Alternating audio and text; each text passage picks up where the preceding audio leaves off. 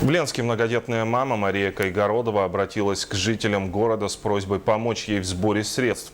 Ее двухлетняя дочь нуждается в срочной операции в Якутске. Деньги на это выделяет государство, а вот на остальные необходимые расходы средств не хватает. Сергей Евсюков встретился с Марией Кайгородовой и узнал о ее проблемах. Эти маленькие девочки – двойняшки. Милане и Амелии 2 года 7 месяцев.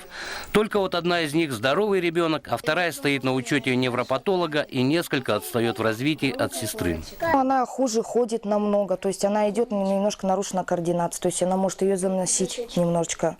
Она идет, раз может упасть. То есть нам еще нужно как бы к невропатологу будет там же в поликлинике обратиться к невропатологу, чтобы на обследование, потому что мы в прошлом году, когда ездили, нам поставили нижний парапорез и резидуальная энцефалопатия. К этим диагнозам у ребенка с рождения есть еще и другой, только уже от хирурга. У девочки у нас кавериозные гемангиомы вот в области лба, вот здесь вот на шее и 2 нагрудные клетки. То есть нам хирург сказал, что нужно ехать в город Якутск на удаление. Сама операция бесплатная, но проезд и проживание стоит денег. Взять их неоткуда. Мария многодетная мама, у нее 4 ребенка. Кроме малышек, еще старший сын и дочь, 11 и 9 лет. Живет с родителями мужа, который ушел из семьи и не платит алименты. Соцзащита готова помочь, но частично, в оплате за анализы, обследования. И то только после приезда и предоставления расходных чеков. Поэтому единственная надежда на добрых людей. Обратилась как бы с помощью от безвыходности к людям по интернету через WhatsApp, что прошу помощи в сборе средств на билеты в город Якутск, на проживание какое-то.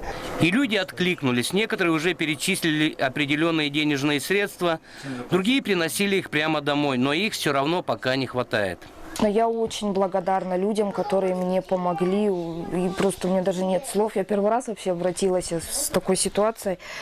Очень благодарна. Спасибо большое. Просто, даже вот не знаю, вот хотелось бы, если бы вот так вот поименно, если бы знала, просто кто перечисляет, не всех знаю. Так-то я уже поблагодарила, кто мне писал: Мария, вы получили, не получили. Я, конечно, поблагодарила. Ну, а если бы знала, потом бы даже, может быть, по приезду уже бы, конечно, тоже выразила бы свою благодарность. Мария, в общем-то, просит немного, всего около 45 тысяч. Те, кто желает помочь, может найти ее номер телефона и карты в сети WhatsApp, связаться и перечислить или принести деньги домой. За это здоровая Амелия со временем кому-то скажет огромное спасибо.